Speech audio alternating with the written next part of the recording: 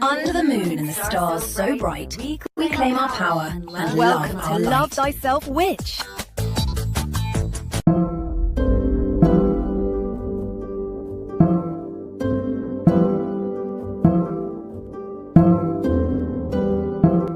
Welcome to the moonlight. Come in. Hi. Hi. Hi. Hi, witches. Okay, pull your softest cardigan on because today we are doing a double feature. The Earth is throwing a harvest party, and the sky is throwing a fireworks show, all in the same week. It's giving cottagecore. It's giving cosmic. And we're covering all of it. First up, Lughnasadh, also called Lammas, August 1st. One of the 8 Wiccan Sabbats, and honestly, one of the most underrated. Lughnasadh, Lughnasadh. I said it right. Did I say it right? You said it like a sneeze. But sure. Lughnasadh, the name of the god Lu. A day for skill, for craft, for gratitude. Yes, thank you, Nova. So Lughnasadh is the very first harvest of the year. Wheat is being cut, berries are ripening, the gardens are heavy. And in the old traditions, this was the moment the community stopped everything and said thank you, because the harvest wasn't guaranteed. You planted your seeds back in the spring, you tended them, you prayed over them, you sweated over them, and now you get to eat. So Lughnasadh is a day of pure, deep cottagecore gratitude. I would definitely thank the wheat if the wheat made me a snack. That is exactly what bread is, Bubbles. Wheat! Bread is actually the star of this Sabbat. That's why it's also called lammas, from loaf mass. The very first grain of the harvest was ground, baked into a loaf, and blessed. Some witches shape their bread into a sun. Some braid it into little wheat sheaves. And then you break it and share it. With your people, with the land, with the birds, with your ancestors. The loaf is a small round moon of the sun. To break it is to say, we made it. Together. I steal a piece for my shell. For research. Of course you do, Cosmo. So, a very easy Lammas ritual. Bake or buy a loaf of bread. Doesn't have to be fancy. Warm it, place it on a plate, light a golden candle beside it, and say out loud 3 things you're grateful you've grown this year. And they don't have to be literal. Maybe you grew patience. Maybe you grew a boundary. Maybe you grew back your softness after a really hard year. Then break the bread. Eat a piece. Crumble a piece outside for the birds and the earth. That's it. That's the whole spell. I grew emotionally. I don't scream when the tea kettle whistles anymore. You screamed yesterday. That was a different kettle. Another beautiful Lammas tradition is the corn dolly. You take a small bundle of wheat or straw and you weave it into a little figure. She holds the spirit of the harvest. Some witches keep her on the altar all year, then plant her back into the earth next spring. So the cycle continues. The dolly remembers what the field forgets. The dolly carries the summer through the dark.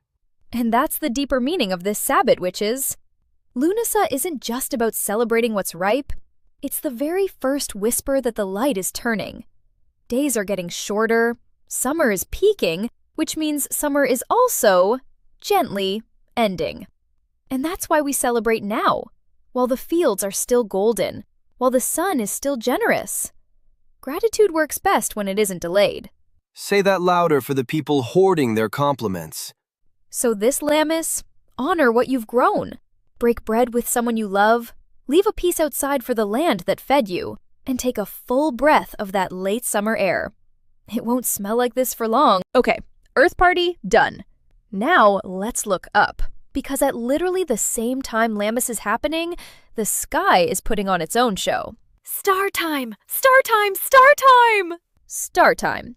From July 30th through August 1st, 2 meteor showers are peaking at the exact same time. The Delta Aquariids and the Alpha Capricornids. 2 overlapping streams of shooting stars. It's a rare double feature, and if you catch it, oh witch, it is unreal. When 2 rivers of light meet in one sky, the wishes fall thick as rain. That was actually beautiful, Nova. Don't do it again. The Delta Aquariids are subtle, a lot of soft, quick streaks. The Alpha Capricornids? Those are the show-offs. They're famous for producing fireballs. Bright, slow, brilliantly colored meteors that leave a trail so long you can gasp before it disappears. Some of them are so vivid they look green or orange as they burn. A green star? Like a lime? In the sky? The sky lime. Yes, Bubbles. Now, the honest disclaimer, the moon is bright this week, so it'll wash some of the fainter meteors out. But those fireballs, they punch right through moonlight. You'll still see them. You just need patience, a dark sky if you can get one, and a little time. Best viewing is after midnight, when the sky has fully turned toward the meteor stream. And here is where it gets witchy. Meteors, historically, are not just space rocks. In basically every culture, a shooting star is a message, a wish, an omen, a soul passing through, a gift the universe is throwing you, and you get to decide what to do with it. A meteor is a moment. It cannot be held, only received. So when you see one, don't scramble, don't panic wish. Just take a breath and let one clear intention rise. Whatever comes up first is the truth. That's the wish. That's the one that wants to be released into the current. And here's the meteor magic I love the most. Releasing. This week, the Earth is asking us to harvest, but the sky is asking us to let go. When you see a shooting star, you can wish for something new, yes, but you can also hand something back. A worry, a grudge, a version of yourself you've outgrown. Watch it burn across the sky and imagine it burning with the star. I want to give back the memory of when I bumped into the cauldron and everyone laughed. Everyone still remembers. That one's yours forever. Sorry. Some things burn slowly, small one. A little meteor ritual for you. On the night of the peak, go outside if you can. A porch, a yard, a window with a wide view. Bring a piece of paper. Write down one thing you've grown this Lammas season, and one thing you're ready to release. Fold it in half, and every time you see a streak of light, whisper thank you, because that's the whole magic of this week, witches. The Earth is saying, look at what you made, and the sky is saying, look at what you can release. Harvest and let go. Fill your hands, then open them.